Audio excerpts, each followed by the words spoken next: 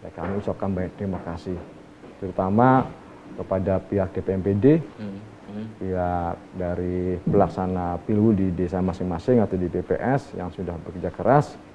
Mudah-mudahan bisa ditingkatkan kembali kualitasnya, sehingga Pilu-Pilu ke depan itu bisa menghasilkan kuku yang berkualitas, yang bisa membawa perubahan di desanya, dan juga membantu kemajuan di Kabupaten Cirebon.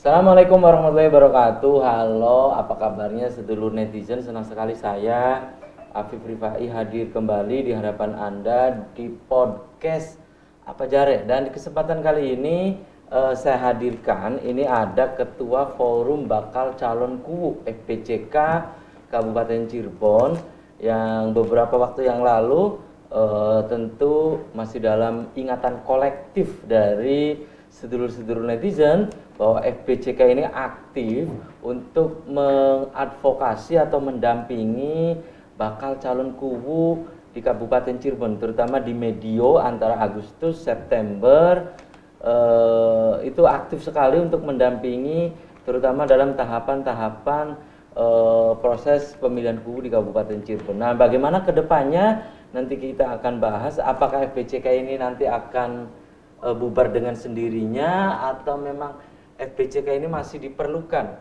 terutama ini sebagai medium atau wadah oleh para kuwu, terutama kuwu yang terpilih, berkaitan tempat untuk berdiskusi, tempat untuk berkeluh kesah, atau tempat untuk bermusyawarah berkaitan dengan kondisi di desanya masing-masing. Dan kesempatan kali ini saya hadirkan ada Ketua Forum Bakal Calon Kuwu ya Kabupaten Cirebon. Apakah nanti namanya akan berubah atau tidak? Nah, nanti akan saya tanyakan. Ada di hadapan saya Kang Freddy. Ya, apa kabarnya Kang Freddy? Assalamualaikum. Waalaikumsalam. Alhamdulillah baik, Mas Afif Rifai. Oke, Kang Freddy, ini berkaitan dengan FPCK ya. Ya. Ini apakah FPCK ini dengan sendirinya selesai pilihan kuwu nih? Ya. Iya kan? Selesai pilihan kuwu karena FPCK berulang kali menyebutkan bahwa saya hanya mengantarkan sampai ke pilihan kuwu nih. Ya, setelah itu apakah FPCK akan terus atau memang sampai di sini saja gitu?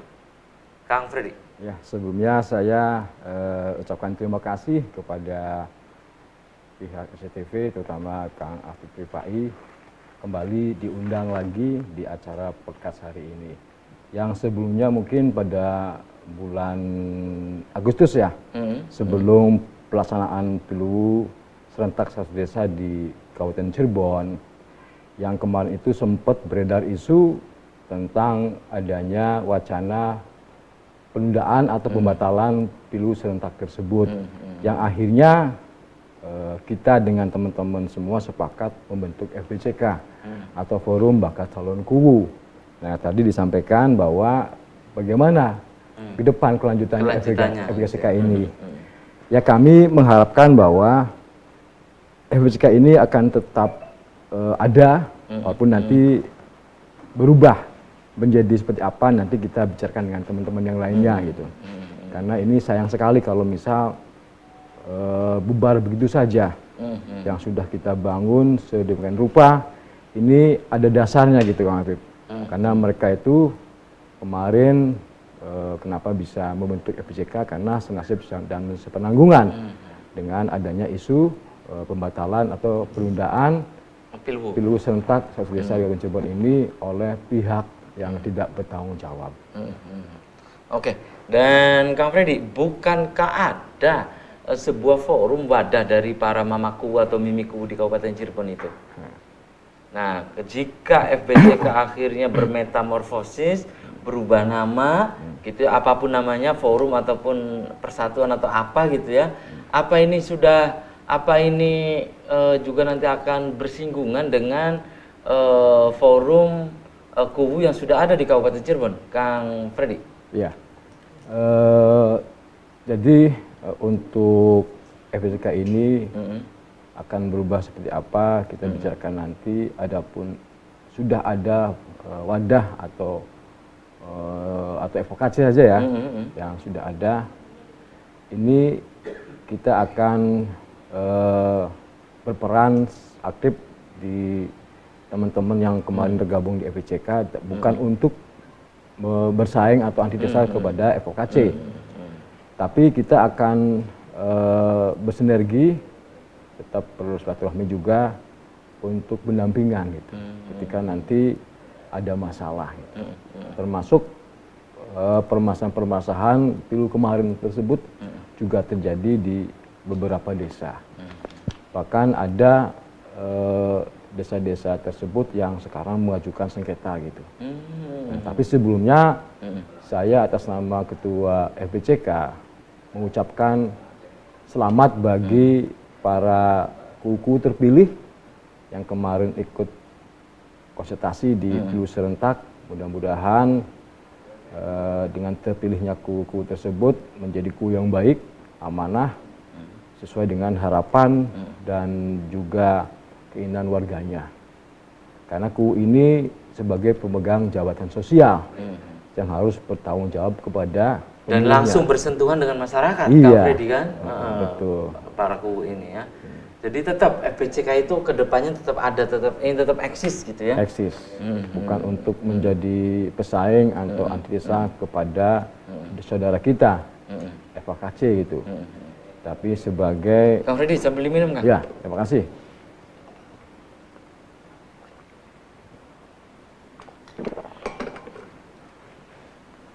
Tapi tetap sebagai partner aja gitu ya. Ya, sebagai mitra. Mitra aja ya. Kang Freddy, berkaitan dengan evaluasi dari FPCK terhadap pelaksanaan pemilihan KUU bulan Oktober yang lalu ya, ya 3 minggu yang lalu. Pendapat Anda, Kang Freddy, evaluasi dari FPCK?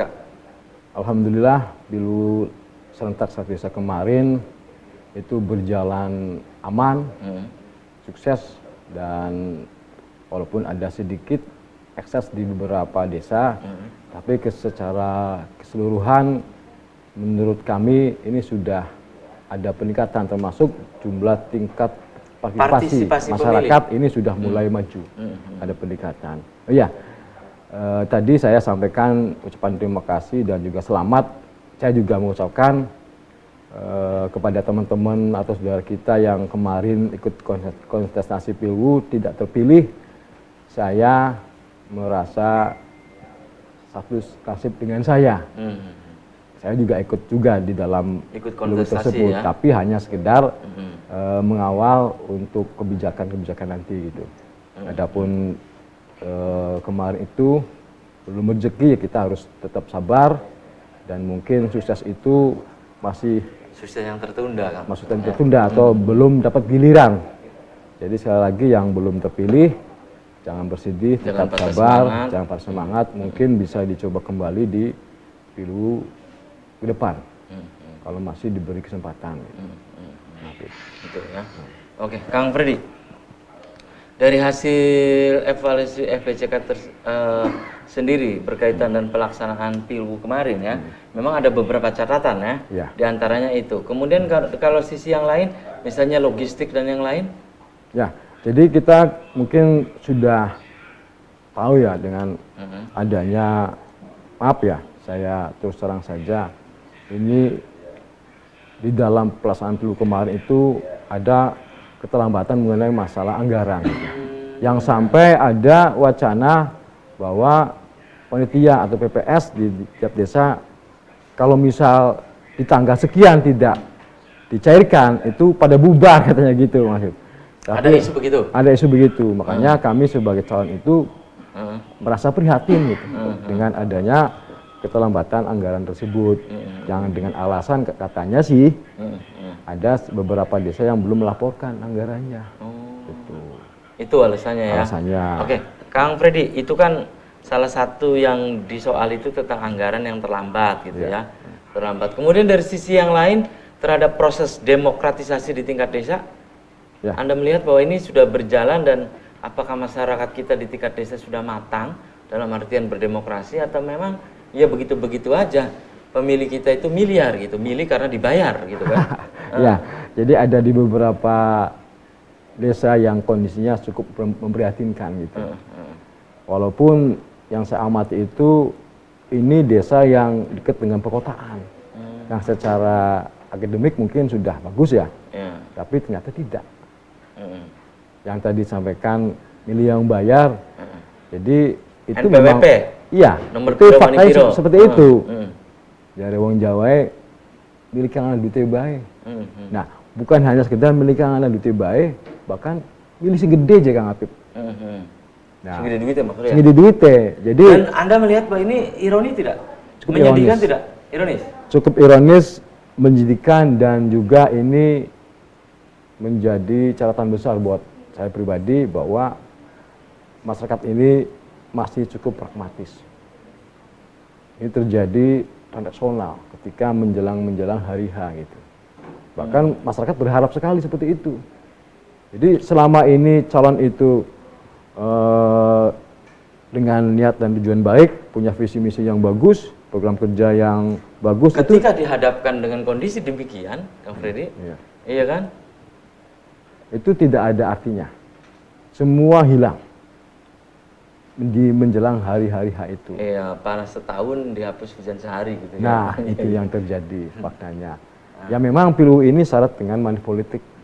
Tapi di dalam aturan itu tidak ada membahasakan sanksi ataupun hukuman yang jelas. Jadi harusnya menurut Kang Freddy Ya, apa gitu? Sanksi kalau tegas atau bagaimana? pilu itu kan dasar hukumnya Perbub, peraturan bupati. Nah, di dalam Perbub itu ada beberapa pasal yang menjadi pembahasan kami kemarin itu sebagai evaluasi. Yang pertama di pasal 19 mengenai incumbent yang sudah cuti itu tidak boleh menggunakan fasilitas desa. Ternyata faktanya masih digunakan gitu, entah secara langsung ataupun tidak. Karena sangat berkaitan sekali juga di pasal 39 di ayat 5 di Perbub. Di pasal 39 ayat 5 itu untuk melakukan sosialisasi calon itu walaupun sudah cuti tidak boleh melibatkan instrumen dari desa tersebut atau lembaga gitu. Tapi nyatanya bahkan jadi tim sesnya Kang Rifai. Ini sangat miris sekali. Itu terjadi di desa saya gitu. Nah, sudah kami laporkan karena dapat aduan dari masyarakat. Ya itu. Ujungnya dapat teguran.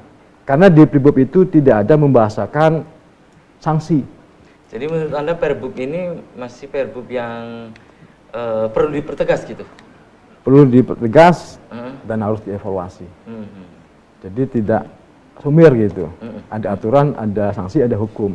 Bahkan di sana di pasal 63 itu ketika terjadi sengketa itu harus ada selisih suara di bawah 1%. Minim banget itu kalau ya. Iya, jadi kalau misalnya terjadi sesuatu pelanggaran, misal pidana, tindak pidana itu tidak bisa sampai lanjut itu. Yang kembali lagi ketika nanti sampai di PT UN kan, itu nanti hasil keputusannya dikembalikan ke Undang-Undang Nomor 6 2014, itu wewenang dari kepala daerah atau bupati. Jadi untuk mendiskualifikasikan calon itu apalagi yang sudah terpilih itu sangat susah.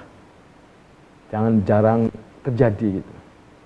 Nah, ini perlu dievaluasi karena pilu ini syarat dengan pelanggaran. Aturan dibuat tapi dilanggar. Nah, kalau begitu, kalau tentang pelanggaran, masyarakat pun akhirnya kan money politik itu, politik uang itu hal yang biasa katanya. Iya kan? Hal yang biasa, Kang Freddy. Itu dibiasakan hal-hal begitu menurut Kang Freddy? Ya sebenarnya itu tidak baik ya.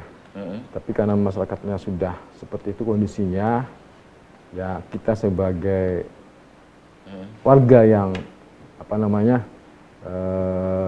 peduli dengan hal seperti itu, yang minimal kita harus ada gerakan moral yang bisa diterapkan kepada masyarakat, minimal merubah mindset lah bahwa uang itu bukan segalanya itu. Segalanya perlu uang, ya. Karena dengan nominal angka tersebut itu hanya cukup 1 hari. Sedangkan pilu kan 6 tahun. Ini berarti butuh, Kang Freddy butuh kerja-kerja sosial ya, untuk bagaimana masyarakat ini agar sadar bahwa politik uang itu nantinya bla bla bla bla bla gitu. Ini perlu ada kerja-kerja sosial gitu, Kang Freddy? Ya sebenarnya sih banyak dari teman-teman kami juga yang setuju dengan begitu, tapi ya masih minim. Kebanyakan ya ketika maju di kontestan pilu, contohnya itu ikut-ikutan. Bahkan dengan beraninya sampai utang-utang gitu. Ini ya. Padahal risiko kan, ada yang menggadaikan rumahnya, ada yang nanti bengkoknya buat siapa gitu, tapi minta berapa gitu kan, ini risiko. Mending kalau jadi, kalau tidak, dia kan akan menanggung hutang gitu keluarganya. Hidup ya. Iya. Oke Kang Freddy, jadi Perbup ini harus disempurnakan menurut Kang Harus Freddy? dievaluasi. Evaluasi. Bukan tidak baik, tapi harus diperbaiki lagi. Karena setiap aturan harus ada sanksi atau hukuman. Nah, yang saya baca di Perbup yang kemarin itu ya belum. Jadi Perbup hanya Perbup saja gitu ya? Iya. Jadi tidak ada sanksi, apalagi tindak lanjut dari sanksi itu apa gitu? Tidak ada sama tidak sekali. ada di bahasan seperti itu. Seharusnya begini, ketika ada pelanggaran yang sudah jelas bukti dan saksinya, ada istilah sanksi. Misal, Apalagi politik uang. calon itu nanti suaranya dikurangi, misal 50 suara atau berapa Itu gitu. tidak ada? Tidak ada. Hanya teguran. Makanya mereka yang melanggar ongko-ongko saja. Nggak peduli gitu. Dan mungkin bagi yang melanggar pun itu hal biasa katanya, hal begini kan. Iya kan? Hal biasa gitu Kang Freddy. Ya memang nyataannya seperti itu. Terjadi berulang-ulang kali. Padahal kita melaporkan kembali gitu, baik secara resmi atau tidak. Nah oke, langkah berikutnya dari FBCK berkaitan dengan Perbup ini apa gitu Kang Freddy? Yang mudah-mudahan masyarakat peduli dengan aturan itu atau Perbup, sehingga nanti ya bisa dilibatkan gitu. Walaupun tidak secara langsung memberikan atensi. Yang ini sekarang saya sampaikan seperti itu. Ketika aturan juga dibuat sanksinya gitu. Agar ada tambak jerah gitu. Efek jerah ya? Efek jerah. Ketika melanggar ya ada konsekuensinya gitu. Bukan hanya melanggar terus ditegur, melanggar lagi. Ini kan percuma gitu. Ya mungkin dia melanggar juga karena memang tidak ada efek kan, tidak ada sanksi yang tegas, jadi ya udahlah. Udah hal begitu sih ditolerir aja katanya, karena itu udah hal biasa Kang Freddy. Iya kan? Bagi-bagi duit gitu ya. Dan seterusnya. Justru saya khawatir Kang Freddy. Khawatir untuk generasi ke depan, misalnya begini. Ditanya nanti anak-anak yang sekarang masih SD itu, apa pilihanku atau pesta demokrasi? Mayoran, ada lagi. Itu Pak yang bagi-bagi itu gitu kan. Ya, sembako. Saya khawatirnya begitu kan. Ke depan itu saya mengkhawatirkan justru begitu. Kang Freddy. Ya kalau memang ini harus dibenahi, ya sekiranya masyarakat harus peduli, bukan hanya menjadi penonton gitu. Karena yang saya alami sendiri kemarin di kontestan pilu di desa saya juga, ya masyarakat berpikir masih seperti itu, rezeki tahunan gitu. Jadi mumpung ya? Aji mumpung. Aji mumpung. Iya, jadi semua diterima, yang ada duitnya nanti dipilih, milih sing gede. Nah, itu. Ini ngupaya sing paling gede. Ya kan. Coblos biwurung. Itu ya. Padahal menurut Kang Freddy ini sangat berbahaya ke depan. Iya, sangat berbahaya sekali. Ketika masyarakat orientasinya begitu, mindsetnya seperti itu, nanti ke depan seperti apa? Ya ini akan menjadi dampak sosial. Bahkan nanti siapapun yang mencalonkan sebagai pilgu gitu, entah itu profilnya atau figurnya tidak baik, bermasalah karena banyak uang, terus dia berani mengeluarkan uang sebanyak-banyaknya agar terpilih, dan nanti hasilnya juga seperti itu. Nah justru yang paling berbahaya lagi begini Kang Freddy, jadi orang maju pilihan kubu, maju ke pemilu legislatif itu diidentikan gini, Freddy misalnya maju, dia punya duit berapa? Orang tuh akhirnya mengkapitalisasi dukungan itu akhirnya duit gitu kan. Tidak berpikir bagaimana kualitas dan seterusnya Kang Freddy. Iya nggak? Jadi orang berpikirnya langsung mengkapitalisasi. Modalnya berapa sih dia? Dua modal pira cekan aja maju-maju. Jadi ukurannya duit ya? Ukurannya duit dan bukan kualitas. Bukan kualitas. Tapi isi tas. Isi tas, iya kan? Iya ukurannya. Justru ini yang sangat berbahaya, saya pikir begitu, Kang Freddy. Ya, karena masyarakat sudah dijejali, apapun itu pasti arahnya itu pasti ke duit gitu kan, pasti ke uang gitu. Menurut Anda ini kan Kang Freddy, ini kan perlu kerja-kerja sosial yang saya pikir ini sangat berat untuk menyadarkan masyarakat bahwa bahaya politik uang itu bla bla bla bla bla, Kang Freddy. Ya, memang ini berat ya, dan perlu waktu panjang. Karena untuk merubah mindset masyarakat yang sudah kental dengan begitu, itu untuk mencairkannya perlu waktu juga. Ya, perlu pendekatan sosial, pendekatan moral, dan juga pendekatan secara agama itu. Bahwa yang dilakukan itu salah. Tapi saya punya keyakinan bahwa nanti di masa-masa mendatang pasti ada perubahan. Karena tidak selamanya masyarakat itu untuk hal-hal yang seperti itu akan menerima gitu. Karena sudah terjadi di beberapa desa. Contoh dulu ketika pemilu yang dulu ada kejadian di desa Junjang yang cukup fenomenal Kang Afif ya. Itu ya. Nah itu kan uang tidak berarti. Gitu. Artinya masyarakat itu sudah mulai dewasa dalam memilih calon pemimpin. Karena gambaran pemimpin itu ya kita tergambar dari pemilihnya. Kalau pemilihnya begitu ya pemilihnya seperti itu. Itu rumusnya. Iya. Jadi Anda melihat, Anda sebagai Ketua Forum Bakal Calon Kubu Kabupaten Cirebon, bahwa secara umum melihat pelaksanaan kemarin itu pelaksanaannya bagus gitu oleh pemerintah Kabupaten Cirebon melalui secara dinas keseluruhan terkait. lumayan bagus.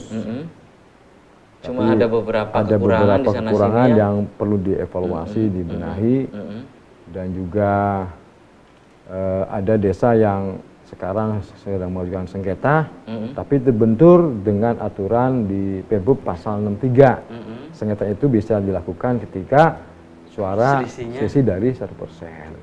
Berat ya? Berat juga. Itu. Nah, bisa juga nanti diajukan sebagai laporan pidana gitu. Karena di desa Potgali juga ada kejadian bahwa surat undangan itu dibeli di jalan. Jadi masyarakat tidak sampai datang ke TPS. Ya. Iya. Jadi dia kehilangan hak pilih. Hak pilih kehilangan. Ini kan merupakan pelanggaran atau pidana gitu. Ya, ini sabotase lah gitu ya, Kang Efep ya. Ini pelanggaran HAM lagi. Pelanggaran juga. Iya. Iya. Kalau money politik mungkin sudah umum. Ya, tapi ini menghilangkan hak suara nih. menghilangkan hak suara. Nah, jadi dalam kesempatan hari ini juga saya didampingi beberapa teman yang dari FBCK yang kemarin ikut bergabung, yang terpilih ya. sukses gitu. Ada dari Kaliudilor, ya, Kang Rahman, dan juga ada dari Gua Kidul, Pak Haji Pandi, dan juga yang belum berhasil atau belum sukses ada dari Wot Gali, termasuk Kang Freddy sendiri. Termasuk saya sendiri, tapi saya sih sedih tak ada guna. Yang penting, lah ya. Iya terus. Saya malam Seninnya saya langsung ya datang ke rumah-rumah pendukung saya yang sudah membantu. Saya ucapkan terima kasih karena ini bagian dari proses demokrasi. Betul. Ketika ikut kontestasi, ketika ikut pemilihan, siap kita menang, ikut siap pelemahan kalah, ya siap menang, harus kalah. Bahkan saya siap untuk kalahnya gitu. Ini yang susah nih, siap untuk kalah itu. Orang itu paling siapnya siap untuk menang, Kang Freddy kan. Ya karena saya harus menyadari, saya dadakan gitu. Kata orangnya ini calonku tol bulat, digoreng dadakan. Ketika dulu saya diundang, itu saya belum punya kepikiran untuk calonku. Jadi kalau memang saya kalah, ya memang udah konsekuensinya. Karena saya sharing dengan beberapa teman yang sukses itu, untuk mempersiapkan pemenangannya itu hampir setahun lebih. Mereka itu? Bahkan sudah disiapkan, maaf ya, anggarannya itu cukup lumayan besar. Dalam setahun itu. Fantastis pokoknya. Fantastis. Dengan saya kan dadak kontak ya. Arahnya Kang Afif. Jadi ya harus disadari. Dan ini merupakan pengalaman bahagia buat saya. Dan mudah-mudahan ke depan Pilu ini bisa terpilih kuku yang berkualitas. Amin. Bukan hanya kuku yang punya banyak isi tas gitu. Oke, dan kita kembali ke FBCK nih. Iya. Nah, ini akan dirancang seperti apa sih gambarannya FBCK ke depan, Kang Freddy? Jadi nanti FBCK ini akan berubah menjadi wadah kuku terpilih, tapi bukan untuk menyaingi FOKC, tapi untuk wadah silaturahmi, bahkan untuk mengawal dari pemerintahan desa tersebut. Mudah-mudahan kuku terpilih ini bisa membawa desa lebih baik lagi. Jadi nanti ada ini gitu ya apa semacam kayak seminar apa dan seterusnya nanti akan dirancang seperti itu. Iya, kami membantu untuk itu sebisanya gitu. Karena kami sudah terjalin yang dari awal itu senasib sepenanggungan. Kalau teman-teman yang lain termasuk seperti Kang Rahman, Kali Bedilor, Pak Supandi, Gua Kidul itu gimana dengan FPCK? Kedepannya mereka berpendapat? Ya Mbak, tadi dari perjalanan kami di mobil ya semoga masih tetap terjalin dan ketika nanti ada permasalahan di perjalanan pemerintahan mereka, kita akan sharing seperti apa untuk mencari jalan keluarnya. Bahkan kami akan membantu bagaimana memajukan desanya. Dengan kemampuan kami yang terbatas ini mudah-mudahan dengan berkumpulnya banyak orang menjadi sumber kekuatan gitu. Tempat untuk sharing gitu ya, berbagi ide gimana gitu ya. Oke, dan semua hampir anggota FPCK semua sepakat bahwa ini forum akan terus gitu. Pokoknya tidak bubar atau membubarkan diri, tidak? Tidak. Sepakat tetap lanjut, tapi dengan wajah yang berbeda gitu. Apakah namanya tetap FPCK atau apa gitu? Mungkin, sudah dirundingkan belum? Sudah, mungkin akan dirubah. Akan dirubah. Karena kalau FPCK bakal calon kubu. Iya. Ini kan sudah jadi gitu sudah ya. Jadi. Iya. Oke, dan kita tunggu nih apa nih FPCK namanya nih berganti nama menjadi apa? Dan Kang Freddy sayang sekali nih usai sudah kebersamaan di podcast Apa Jare kali ini. Kang Freddy silakan closing statement, apa pesannya untuk pemirsa di rumah? Ya, terima kasih atas kesempatan hari ini diundang di podcast SCTV dan juga kami dari FPCK. Mudah-mudahan pemilu serentak seperti kemarin menjadi pilgub yang berharga untuk masyarakat yang telah memilih calon kubunya atau calon kepala desanya. Mudah-mudahan kubu terpilih ini bisa cepat merangkul semua pihak, baik yang mendukung maupun tidak. Terjadi polarisasi di masyarakat sehingga segenap warga yang di desanya itu membantu di dalam perjalanan pemerintahan desanya. Dan kami juga berharap kepada teman-teman yang tidak terpilih tetap sabar dan tabah. Mungkin bisa mencobanya di kesempatan yang lain.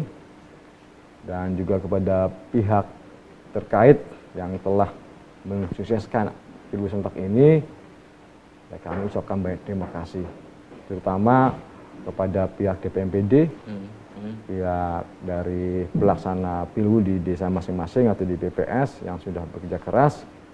Mudah-mudahan bisa ditingkatkan kembali kualitasnya sehingga pilgub ke depan itu bisa menghasilkan kubu yang berkualitas, yang bisa membawa perubahan di desanya dan juga membantu kemajuan di Kabupaten Cirebon. Mungkin itu saja. Yang tadi disampaikan ada yang salah atau kurang, saya mohon maaf. Oke, terima kasih nih Kang Freddy sudah menyempatkan hadir di podcast ya Apa Jare. Dan sedulur netizen, demikian perbincangan saya dengan Kang Freddy, ini Ketua FPCK Forum Bakal Calon Kubu Kabupaten Cirebon, yang tadi sedulur netizen sudah saksikan, sudah simak. Akhirnya saya, Afif dan kerabat kerja kesempatan kali ini harus pamit undur diri. Dan wassalamualaikum warahmatullahi wabarakatuh. Waalaikumsalam warahmatullahi wabarakatuh.